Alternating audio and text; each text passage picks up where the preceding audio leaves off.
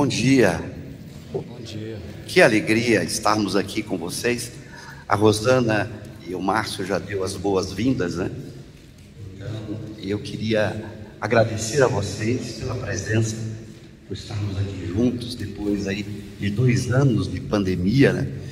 Em que a gente se encontrou virtualmente aí pela internet, né? Vários de vocês que nos acompanham pela internet já há muito tempo, e a gente fez questão de fazer esse evento presencial. Embora a internet nos permite estudarmos as obras de Kardec, mas a convivência presencial é fundamental, né? A gente poder se abraçar, olhar nos olhos, isso faz toda a diferença. Então, primeiro, agradecer a vocês por ter atendido o nosso convite, por estarem aqui durante esses 2 dias estudando o pensamento e a obra de Allan Kardec. Bom, eu quero inicialmente apresentar os conselhos do IDEAC. O IDEAC, a Lília vai falar depois da palestra do Silvio sobre os projetos do IDEAC, mas eu queria inicialmente apenas falar do IDEAC muito rapidamente. O IDEAC é o Instituto de Divulgação Espírita Allan Kardec, uma casa espírita sem finalidade lucrativa, que tem como seu principal objetivo a divulgação das obras de Kardec para o mundo. A gente foi um pouco pretensioso quando fundamos o IDEAC com um grupo de amigos, porque a nossa intenção não era só levar Kardec para o Brasil, mas levar Kardec para o mundo. Então, os projetos do IDEAC são todos em vários idiomas. A Lília depois vai entrar nesse aspecto, eu não vou colocar aqui. Eu queria inicialmente apresentar aí os conselhos do IDEAC, o Conselho Deliberativo do IDEAC e o Conselho Fiscal do IDEAC. Nós temos aqui no Conselho Deliberativo eu vou pedir também para levantar aqui para vocês conhecerem o Gilberto Alieve. Está aí, Gilberto? A Lília.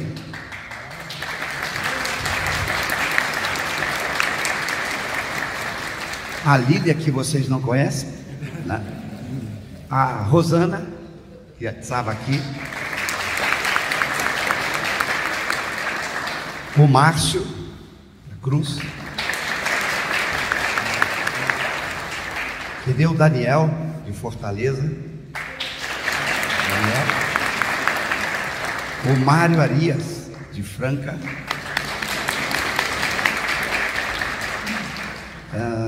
Quem mais? Bom, nós temos ainda o Jorge Bombonato, que não pôde estar presente, que é lá de Cascavel, e a Sueli, que é lá de Salvador, na Bahia, que também não está presente aqui, mas estão acompanhando certamente pela internet. Eu brinquei, o pessoal perguntava assim: vai transmitir pela internet?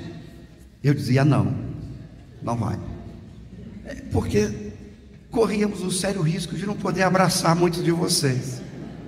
E eu falava na diretoria: não vamos mentir, vamos dizer assim, vamos pensar, quem sabe, por enquanto não está previsto, porque a gente queria abraçá-los, né? E a gente que tem percorrido o Brasil, a gente tem acompanhado o esvaziamento dos eventos presenciais depois da pandemia, e nos preocupou muito, porque claro que o virtual para estudar é fantástico, mas o contato humano é insubstituível.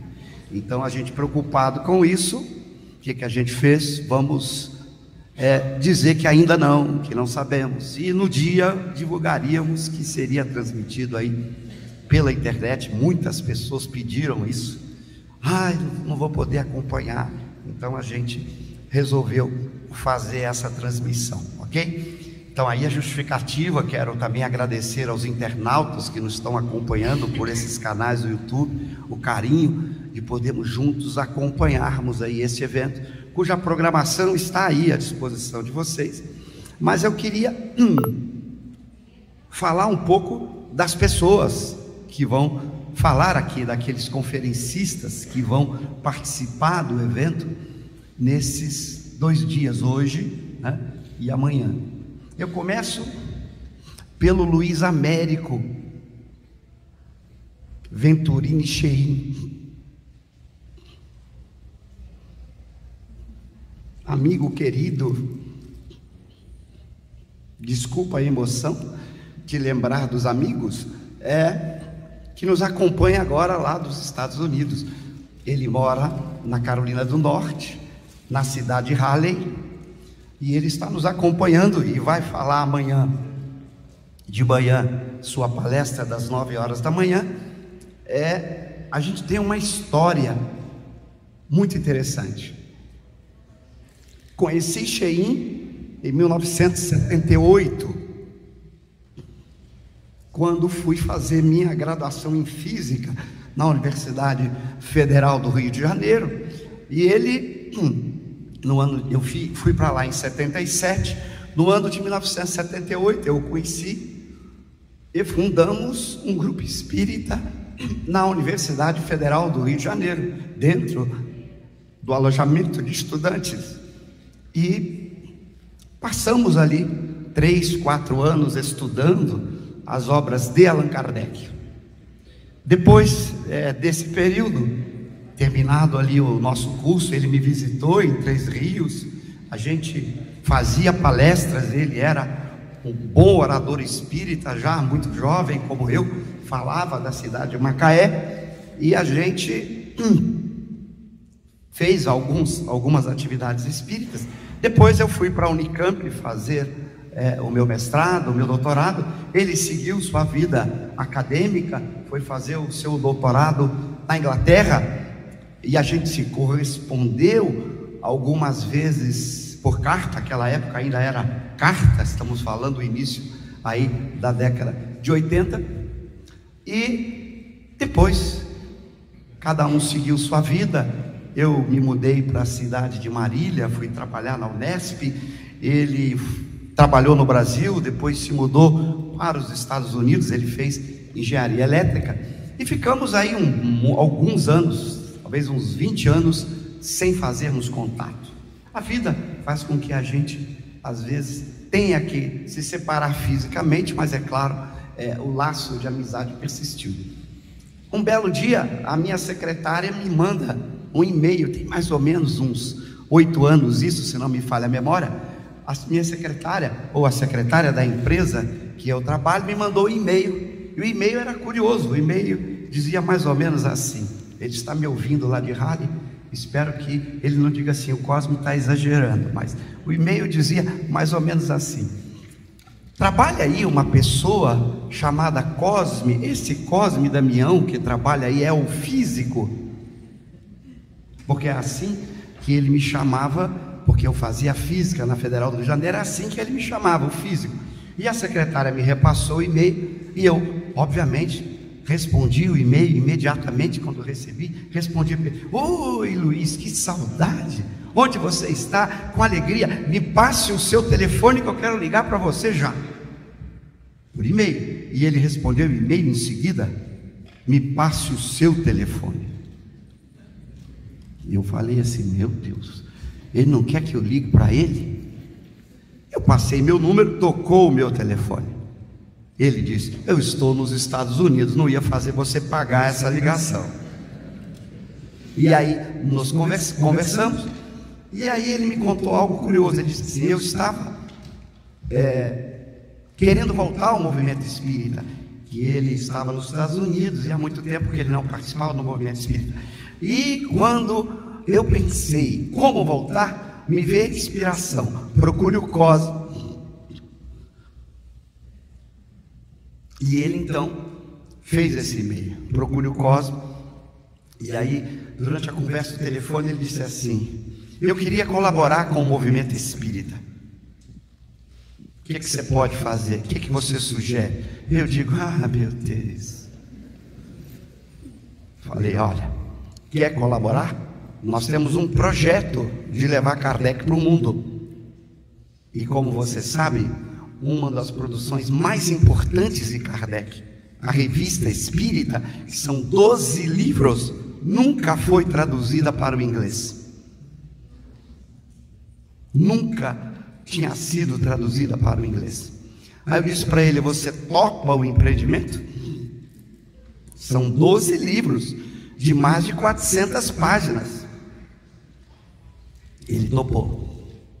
E hoje a Kardecpédia, se não me falha a memória, posso estar enganado, acho que é o único site do mundo que tem os 12 volumes da Revista Espíritas traduzidos para o inglês. Foram 7 anos de trabalho dedicado dele, fazendo a tradução do francês para o inglês.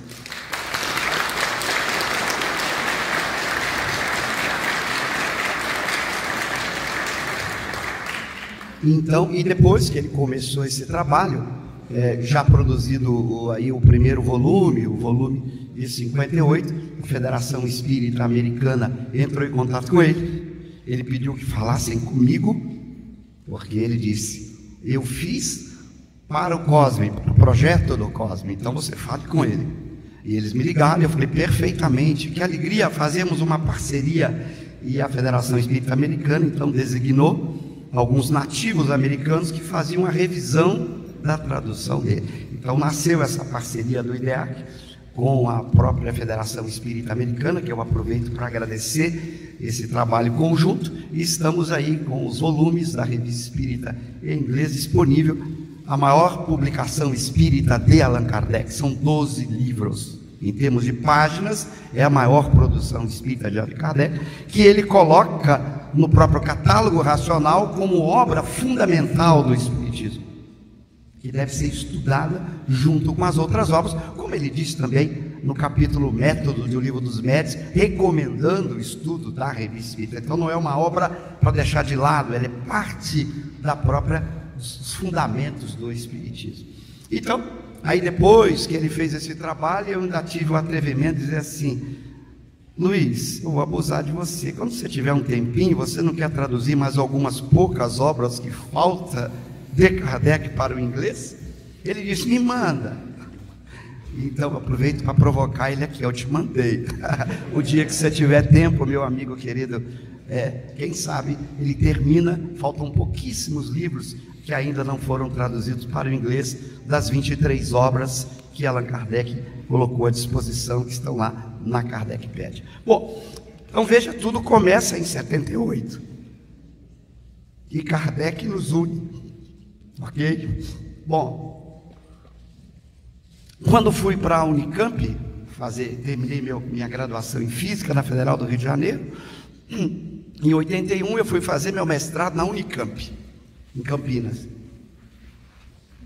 E o curso de mestrado, que era um curso na área de Lógica e Filosofia, ele tinha uma peculiaridade: todos os alunos daquele programa tinham 3 disciplinas básicas para todo mundo fazer, não interessa qual área que você escolhesse para fazer seu mestrado. Então, estamos lá fazendo essas 3 disciplinas, uma disciplina na área de filosofia, uma na área de epistemologia, outra na área de lógica, e tinha lá, me lembro, se eu não me falha a memória, uns 10 alunos, não eram muitos os alunos que participavam desse programa, mas cada um indo para a área diferente depois. Aí um belo dia, eu estou, nesse ano de 81, na biblioteca da faculdade lá de Ciências Humanas, do IFISH, do Instituto de Ciências Humanas, e eu estava estudando uma obra, e eu tinha uma agenda, já não era a época de celular, né? Estamos falando de 1981, eu tinha uma agenda, e por acaso essa agenda ficou aberta, e na contracapa da agenda tinha uma mensagem chamada Disciplina do Emmanuel. E aí, haja coração, o amigo Silvio Chibei, que também está nos acompanhando, olhou aquela mensagem e falou: você é espírita? Eu falei: sou. Ele disse: eu também. E daí nasceu uma amizade de quantos? De 81 para cá? 40 anos. 40 anos, 41 anos, é isso? Em que a gente tem mantido aí um contato, um relacionamento. Desse primeiro encontro, reativamos na Unicamp um grupo que tinha sido criado antes, mas não estava tão ativo, que era o grupo de estudos espíritas da Unicamp. Então reativamos esse grupo, passamos a manter reuniões regulares, eu e o Silvio, com alunos, com colegas da Unicamp, lá nas salas do Instituto de Química da Unicamp, grupo que o Silvio mantém até hoje. Até hoje na Unicamp tem o grupo de estudos espíritas da Unicamp, coordenados pelo Silvio Chibé, e eu, enquanto estive lá fazendo meu mestrado, meu doutorado, promovemos eventos juntos nesse grupo de estudos. Fizemos inclusive encontros de palestra. Me recordo de um que até o Silvio mandou um vídeo recentemente, eu fazendo palestra num evento. Eu tinha até mais cabelo, viu? E fizemos um evento, eu, ele, Raul também foi participar desse evento, Raul Teixeira, e assim foi. Eu fui várias vezes à casa do Silvio, visitando seus pais, fiquei lá com ele, com a Clarice, com o Salim, pessoas muito queridas. E o Silvio estava trabalhando, já tinha feito a revisão do Livro dos Médiuns, a revisão da tradução do Guion para a Federação Espírita Brasileira, fez também do Evangelho segundo o Espiritismo, e ele estava trabalhando no Livro dos Espíritos. Aí ele nos convidou para que a gente pudesse ajudá-lo de alguma forma na revisão da tradução do Guion Ribeiro de O Livro dos Espíritos, e fizemos muitos encontros. Eu me recordo de ir à casa dele, ficar lá uma semana trabalhando com ele. Nós íamos às vezes em eventos acadêmicos, eventos da área de filosofia. A gente ia apresentar trabalho, ficávamos no hotel altas horas da madrugada trabalhando nesta revisão. Demoramos aí mais de 6, 7 anos, não lembro bem, o Silvio talvez possa lembrar disso, mas foi um bom tempo para que a gente pudesse concluir esta revisão aí da tradução de O Livro dos Espíritos, que é a que se encontra na Kardecpédia. Então, quando vocês entram na Kardecpédia e vão estudar O Livro dos Espíritos em português, é esse trabalho que o Silvio fez com muita dedicação e competência, que é a revisão da tradução do Livro dos Espíritos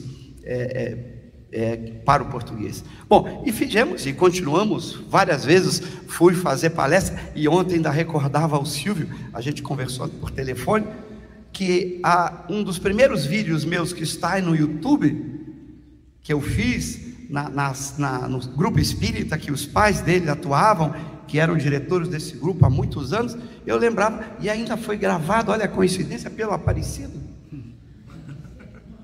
Pelo Aparecido, olha a coincidência, o Aparecido esteve lá, fez a gravação, botou. Esse é um dos vídeos meus que depois assisti, mais assistidos, porque era um vídeo perdi a conta de quantos anos tem isso, um vídeo muito antigo, que foi gravado na Casa Espírita, lá da cidade de Buritama. O Silvio é da cidade de Buritama, e que a gente ia lá, e fizemos palestra várias vezes, e o Silvio é esse amigo, que inclusive responsável por eu terminar meu mestrado. Até hoje eu agradeço ele de coração, porque tivemos problema de saúde na minha família, minha esposa ficou muito mal, e eu não pude ficar indo regularmente à Unicamp, e tinha desistido de continuar o programa. É uma coisa curiosa, eu entro no mestrado em 81, só terminei o mestrado em 89. Eu falei, eu não vou fazer mestrado. E o Silvio disse, não, você não desanime, um dia você consegue. E aquele problema de saúde demorou 2, 3 anos, e o Silvio ia lá e fazia minha matrícula, não deixava eu perder a minha inscrição no mestrado. Aí em 89 fiz o meu mestrado, e quem olha o meu currículo lá acha até estranho. O Cosme concluiu o mestrado em 89 e o doutorado em 90. Por quê? Porque depois que eu fiz o mestrado, eu vi que peguei o ritmo, falei, agora eu vou terminar o doutorado rapidamente, e terminei meu doutorado na Unicamp em 1990. Então nós temos esse laço de amizade em torno do Espiritismo, e o Silvio, ele sabe disso, né? Que ele é para mim o melhor escritor espírita encarnado. Ele não vai gostar que eu digo isso, mas para mim é a quem eu mais gosto de ler. Quando sai um artigo do Silvio qualquer, ele sempre me manda, às vezes me manda antes, para pedir a minha opinião. Os artigos dele, vocês podem pegar, tem no site do grupo de estudos espíritas da Unicamp. Na Unicamp é fácil, bota Silvio Seno Chibene, que vocês vão achar os artigos espíritas dele, e os artigos não espíritas, acadêmicos também, maravilhosos. O Silvio tem essa habilidade didática de escrever, escreve profundo e claro, algo muito raro.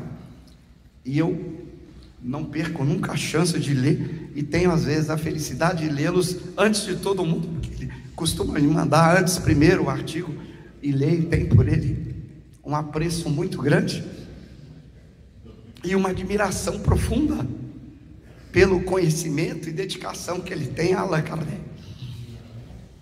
E a gente brinca sempre, Allan Kardec é para nós o grande escritor, aquele que a gente aprendeu a amar e respeitar. Não é à toa que ele vai fazer a conferência de daqui a pouco, não vou atrasar, 10 horas em ponto, eu passo para ele, que é a conferência em que ele vai exatamente falar sobre por que Allan Kardec, aprendendo com Kardec, que vocês vão ver, e certamente será uma bela conferência, nos estimulando a continuar no estudo de Allan Kardec. Bom, aí foi, 81 conhecemos o Silvio, em 82 passo num concurso para o Estado, fui ser professor de escola básica no Estado, em 82, vou morar em Petrópolis, depois tem um novo concurso em 83 ou 84, mais ou menos, eu volto a Três Rios, eu sou da cidade de Três Rios, volto à minha cidade de Três Rios e vou dar aula no Estado. E não me lembro bem, mas a pessoa aqui presente depois vai poder lembrar, o meu querido amigo Alexander, eu fui dar aula num colégio particular chamado Rui Barbosa, fui dar aula de geometria. Quem que eu pego lá como aluno, 7ª ou 8ª série, né, Alexandre? Né, Alexander? 7ª ou 8ª série. Quem era? O Alexander, que vocês vão ouvir amanhã. Já vi a vozinha baixinha que ele tem, pouco volume, vocês vão ouvir amanhã. Já era assim na 7ª série, alto, aquele vozeirão, né? E conheço então o Alexander, ele é da mesma cidade que eu, frequentou a mesma casa espírita onde nós fomos criados, o Grupo Espírita Fé e Esperança em Três Rios. Mas um belo dia o Alexander lembrou de uma história. A gente sempre diz assim, quem bate esquece, quem apanha nunca esquece, né? E ele lembrou de uma história que depois que ele contou eu lembrei também, mas é claro, é um pouco mais velho que ele, a gente esquece mais rápido, né?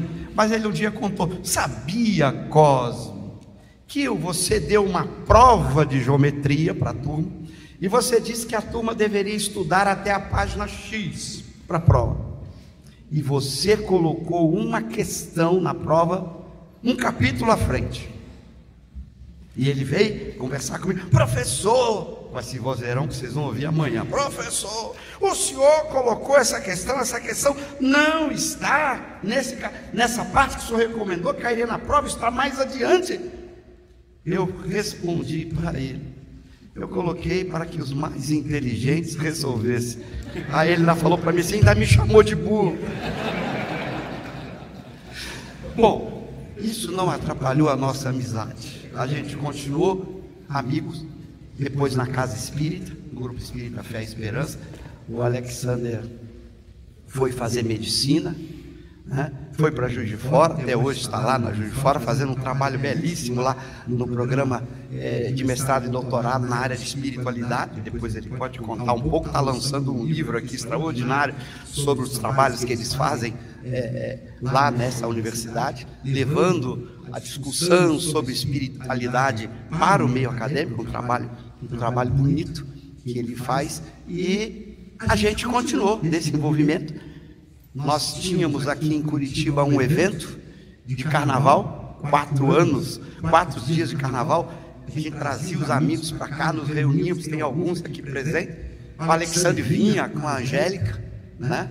A esposa dele, que a gente conhece, acompanhou a Alexandre e a Angélica desde a adolescência, né? Porque imagina, ele foi meu aluno na 8ª série, não é bom falar isso não, que denuncia idade, mas a gente acompanhou, ele veio várias vezes, ele, o Klaus, o Alex, que são amigos queridos, que também eram jovens lá da Mocidade Espírita, onde a gente atuava no Grupo Espírita. Ele veio várias vezes nesse encontro aqui, que a gente fazia de carnaval, ele, o Silvio Chibene, vinham para cá, a gente se reunia, estudava Kardec, momentos maravilhosos da nossa vida, que a gente, e também fui a Juiz de Fora, a convite dele, a convite de outras casas espíritas, a gente sempre manteve aí um relacionamento querido. Quando ele veio aqui algumas vezes a Curitiba e eu pude encontrar-me com ele, foram momentos especiais. A gente não perdeu o contato, por isso ele está aqui. Agradeço a ele e a Angélica por terem aceito aí o convite da gente poder aqui conversar sobre Allan Kardec. Veja que é Kardec que nos uniu,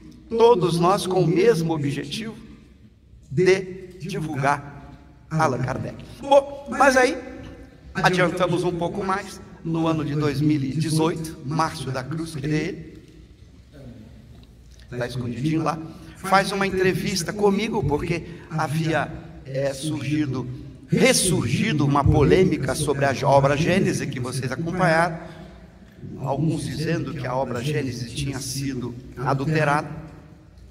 Eu discordava totalmente disso, embora não tinha as provas históricas, mas como eu e Silvio analisávamos os textos, aliás, saiu um belo artigo do Silvio explicando as mudanças do primeiro capítulo da obra Gênesis, o caráter da revelação espírita, mostrando, sem sombra de dúvida, que somente Kardec poderia ter feito aquelas revisões, porque as revisões foram muito inteligentes, teria que ser alguém mais inteligente que Kardec para fazer as revisões que foram feitas.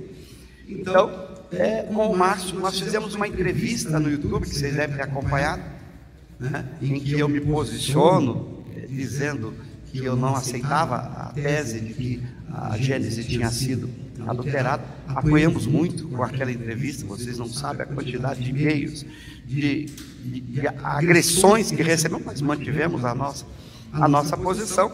Mas a partir daí, como essa polêmica estava em vigor, tivemos a honra, a satisfação de conhecer o Carlos Sete. A partir daí fizemos contato pelo CSI, um trabalho belíssimo que ele fez e continua fazendo de pesquisa histórica dos documentos e tudo aquilo que constitui o contexto do movimento espírita na época de Kardec. Conhecemos de início pelo telefone, batemos papo, depois eu estive, foi Jacareí, né? Foi que eu caçapava, ele esteve lá para me abraçar junto com a esposa. Essa coisa que faz com que Kardec, a gente se sente amigos, como se estivéssemos recordando, né? Porque uma afinidade. E o Carlos Sete, então, pedimos a ele e ele aceitou colocar muito da pesquisa dele na Kardecpédia. Então criamos lá uma seção de obras e documentos, onde tem lá os trabalhos do CSI, dessa página do Facebook em que ele colocou todas essas pesquisas. Então tem lá também um resumo disso. Ele vai lançar um livro, está lançando, pena que não ficou pronto para trazer aqui, né, Carlos Sete, com todo esse resultado de pesquisa, onde, no meu entender, ele deu todas as demonstrações históricas, para mim, absolutamente claras, de que Kardec foi mesmo aquele que fez as alterações na 5ª edição da Gênesis. E a partir do Carlos Sete, ele sempre me falava do Adair Ribeiro. Ele sempre comentava para mim que os trabalhos dele, o Adair junto, a equipe, o material. Eu me recordo quando ele localizou a 5ª edição da Gênesis do ano de 1869, que era uma obra importante, que mostrava que a 5ª edição foi publicada em 69 e não em 72, como todo mundo achava, porque a edição que existia era de 1872. Quando ele localizou, ele falou que o Adair estava lá, correndo atrás, me acionou, eu acionei o presidente da Federação Espírita Brasileira, o Godinho, à época. O Godinho acionou também o pessoal da Suíça, a Federação conseguiu uma cópia, o Adair Ribeiro também conseguiu uma cópia, e a gente pôde ter uma cópia da obra A Gênesis 5ª edição, que também está ali no site do EAC. Então, a gente conhecia o Adair assim, pelo Sete falar, que quando organizamos o evento, o Carlos Sete mandou uma mensagem dizendo: o Adair está para ir no evento. Eu falei: sério? Sério? Aí eu liguei para o Adair, falei: puxa, que alegria. Ele falou: eu vou levar o material. Eu falei: claro, vamos, será uma alegria recebê-lo aqui. E quando conheci o Adair pessoalmente, eu vi: poxa, ele é do time de Kardec. Obrigado, Sete. Obrigado, Adair.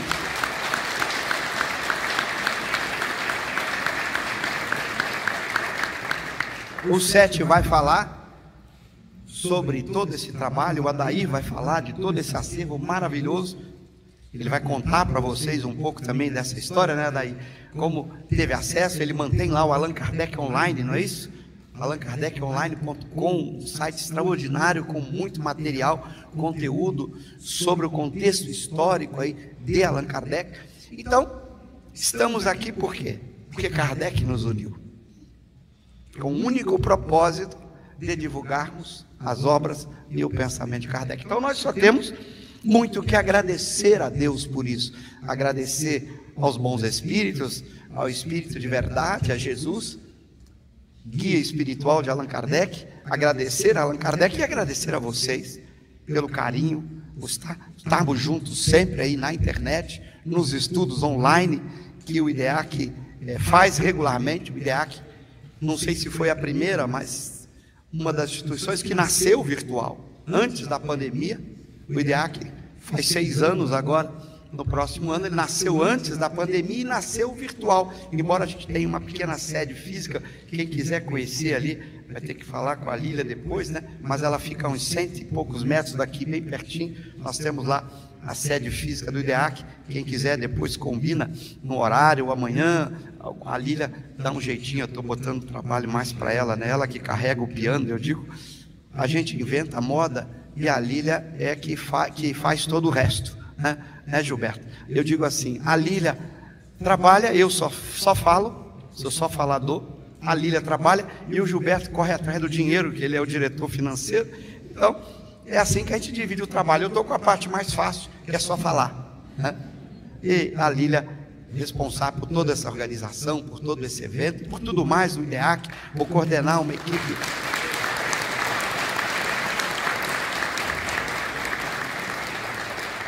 Vou coordenar a equipe, ela vai falar amanhã, não são poucas pessoas, para manter os projetos do IDEAC. Amanhã ela vai falar, hoje, perdão, desculpa, está me chamando a atenção, né?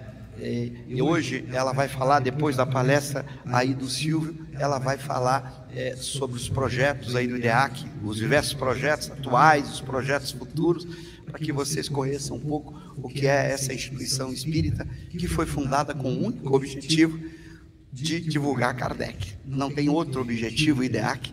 A gente escolheu assim e a gente vai morrer assim, né? Mantendo esse objetivo que é estatutário, que está amarrado no estatuto, para que a gente possa levar Kardec para o mundo, ok? Então, obrigado de coração, muito obrigado por vocês estarem aqui, que Deus nos abençoe, e com certeza vocês vão ter muito que aprender com todos que vão falar aqui, com esses que eu citei aqui, que são pessoas que trabalham em Kardec há muito tempo, e certamente vocês vão gostar muito desse evento, porque a gente trouxe esses amigos queridos, que não apenas pelo laço de amizade, mas principalmente por serem pessoas que conhecem Kardec e que levam Kardec a sério. Então, a honra ter esses expositores, esses palestrantes conosco, que eu agradeço a todos vocês, viu?